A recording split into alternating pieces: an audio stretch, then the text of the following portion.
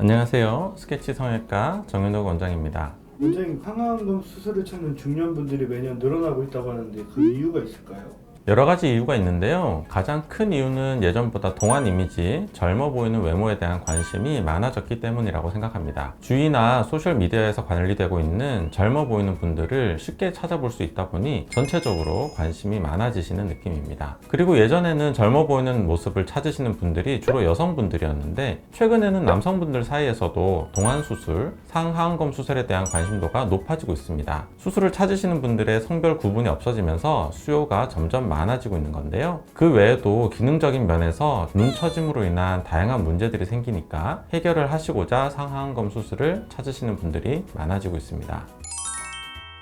상하안검 수술을 해도 끝이 아니다. 상하안검 수술은 처진 눈꺼풀과 처진 눈 밑 피부를 개선하는 대표적인 동안 성형 수술인데요. 수술 상담을 하다 보면 꼭 물어보시는 부분이 회복 기간에 대한 내용입니다. 멍, 붓기, 자국에 관한 질문은 빠지지 않습니다. 수술 직후에는 수술 부위가 붓고 멍이 들 수 있습니다. 중년분들이 많이 하시는 수술이다 보니 젊은 분들이 하시는 쌍꺼풀이나 눈밑 성형에 비해 회복이 늦어지기도 합니다. 눈에 띄는 붓기나 멍은 1, 2주 정도 지속되고 남은 붓기와 흐려진 멍은 수개월에 걸쳐 점점 줄어듭니다. 휴가를 일주일 정도 내시는 경우가 많은데 보기에 부담스러워 보이는 멍과 붓기는 이 기간 내 대부분 해소되지만 일주일이 지났다고 해서 수술한 티가 전혀 안 나는 정도로 회복되기는 기대하기 어렵습니다. 멍과 붓기를 빠르게 빼기 위해서는 수술 직후 3일까지 시간이 날 때마다 틈틈이 냉찜질을 해주시는 것이 좋고 그 이후부터는 냉찜질이 아닌 온찜질로 붓기 관리를 해주는 것이 좋습니다. 또 수술 후 남은 흉터는 시간이 지나면서 자연스럽게 눈에 띄지 않을 정도로 흐려지지만 더 빠른 회복을 원하시는 분들은 재생연고나 흉터 연고를 꾸준히 발라주시는 것이 좋겠죠. 만약 일반적인 경우가 아닌 중요한 집안일, 아주 중요한 업무상 미팅이 있으시면 넉넉히 3개월 정도 여유 기간을 두고 하시면 좋겠습니다.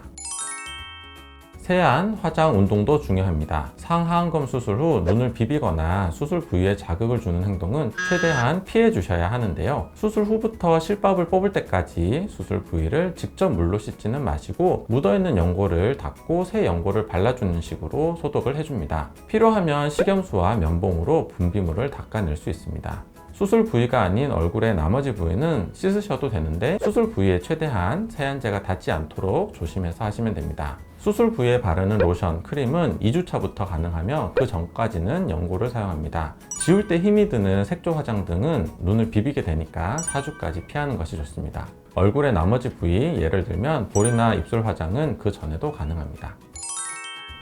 다음으로 운동입니다.